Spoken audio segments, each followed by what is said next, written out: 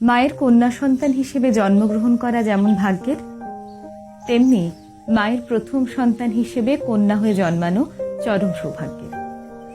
প্রথম মেয়ে শুধু মায়ের একটি মেয়েই না, যত্নে করা এক একটা পুতুল হয়।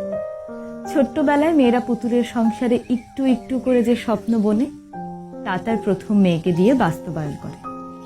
মেয়ের চুলে ঝুঁটি বেঁধে দেওয়া, নতুন ডিজাইনের ড্রেস ট্রাই করা, ম্যাচিং ড্রেস পরানো, এমনকি নিজের মেয়েকে বউ সাজাতেও কমতি রাখে না কোনো মা।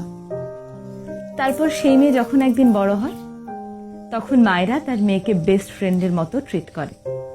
নিজের সুখ দুঃখের গল্প শোনায়, নিজের করা ভুল থেকে তার মেয়েকে সাবধান করে, সতর্ক করে।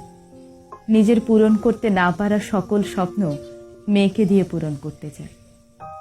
আর মেয়েরা জন্মগতভাবেই একটু শান্তশিষ্ট হওয়ায় মায়ের ন্যাওটা হয়ে থাকে।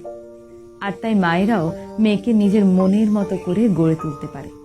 মেয়েরাই তার মায়ের সুখে দুঃখে অসুস্থতায় সবার আগে ছুটে আসে, প্রতিষ্ঠিত হয়ে তার মায়ের ছোট বড় সকল শখ আহ্লাদ পূরণ করার চেষ্টা করে। মা মেয়ের সম্পর্কটা না এমনই, এখানে খুনসুটি থাকে, অভিযোগ থাকে, কিন্তু ভালোবাসায় এবং আন্তরিকতায় কোনো কমতি থাকে না। আর একটা মেয়ে সকল মায়েরই প্রবল প্রতীক্ষার। মেয়ে ঘর যেন খা খা মরুভূমি।